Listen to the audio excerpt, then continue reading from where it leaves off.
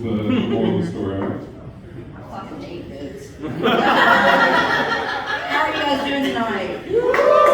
Yes, thank you so much for coming. This is the first time we've done this show. It's new. It's hard to get venues in Huntington to actually book comedy because you call them and you're like, oh, hey, how about Wednesday night? They're like, no, sorry, my friend's White Snake Band is covering that with mine. That's their for it. Sorry. But thank you, Solar Door. You guys are amazing. Real quick, before we get off it, I want to let you guys know this says being brought to you by White Claw, the official beverage of I Can't Believe I Fucked That Guy. Alright? So, speaking of shitty bands, you guys know we all have them. We live in Huntington. We all have this friend. It's a guitarist, maybe a drummer in a band that really sucks. And they're like, oh yes, you have to come to my show because we're doing the Hepatitis N down here in the West End on Thursday at 4 o'clock and I need you to be there to see it. Or they'll send you like a recording of a song they've done or a video of a live performance and ask you what you think. I'm that person with stand-up comedy. That didn't land. Like it was wow. Okay. Once again, new material. Alright. No, I'm that person. I'll send my friends an invitation to come see me and they're like, yeah, I'll be there. And then the next day I'm like, why weren't you there? And they have the shittiest fucking excuses. It's always, I had to work, I had a babysitter, I had a funeral I had to go to. I got this one friend, she's been sick every night on comedy night for 6 months straight. I'm like, bitch, you had cancer long enough to know how to work around it. You don't start coming to my shows, I ain't coming to your chemo appointments because those things is boring as fuck. I send people videos to my comedy, and a few minutes later they're like, oh, that was great. And I know they're lying, and I'll tell you how I know they're lying. I go back and I look at the view count, what it was before I sent it, and what it was after they told me it was great, and it was the same, 12. 11 of those are family members that remember the year I grilled them about what I'd said in my comedy, and that would ruin Thanksgiving when they couldn't tell me. The other one's my boyfriend. And he doesn't even really listen to it. He just pushes play and sets it down and walks away because he is smart enough to know that if that view count doesn't go up, I ain't fucking him later. I should not do this to him. I really shouldn't. I say enough stupid shit at home during the day that he shouldn't have to watch a video of me doing it when I'm not there. It's like that opposite of porn, really. But he is a lot brighter than me. And one night, we were having a conversation, and I feel bad for him when we do this, because I know talking to me is probably like talking with like a Q-tip or a cotton ball or, you know, something else that's like cuddly and brainless. But I texted my whole family. I was like, listen, relatives, it's me, it's 2 o'clock in the morning, I'm drunk.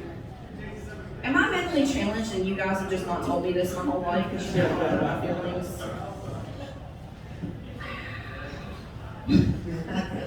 Man, okay, either I'm doing something wrong or y'all aren't used to comedy, which is it? It's me. Alright, let's keep going. So, the first person that texted me back was my daughter. She was like, Mom, have you been doing streams again? And I was like, as a matter of fact, I have, but this has nothing to do with that. She was like, no, you're not challenged. You just do stupid shit all the time.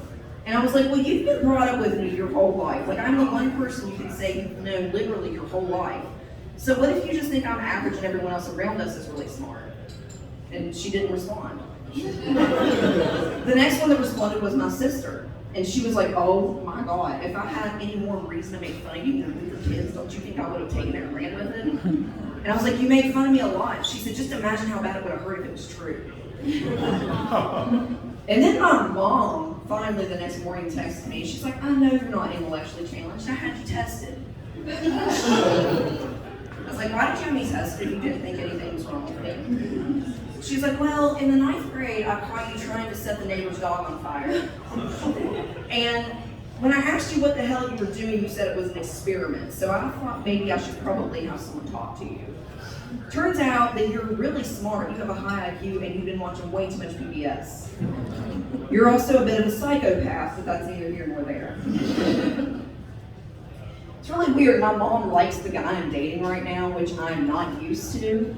Historically, she has like 2 men that I went out with, and as soon as she said, he seems like a nice, I lost interest, my pussy dried up. Like, I did not want them anymore, but I keep this one around. And it's kind of a good thing because she's not trying to set me up on dates anymore. The last time she set me up on a date, I didn't talk to her for a fucking month. So she called me and she was like, hey, what are you doing tomorrow night? I was like, not going out with your friend's nephew. She's like, because my friend's nephew is in town. I'm like, I ain't going. She's like, it'll be a lot of fun. I said no. She's like, but he's really cute. I'm like, I don't care. She said, I'll pay for it. I was like, sold. So the next night I'm sitting across from this guy at Applebee's because she pulled a dirty one on me. See, I thought she was gonna give me money and like we were gonna shake hands and walk away. Not what happened. She gave me Applebee's gift cards. Sitting across this table from this guy, I'm like, so tell me a little bit more about you. And he was like, well, I'm a recovering addict. I was like, ah, shit. I should have known something was up when you have me pick you up at 7 p.m. in front of a church on a Tuesday evening and everyone's like meters of basketball courts. I should have known.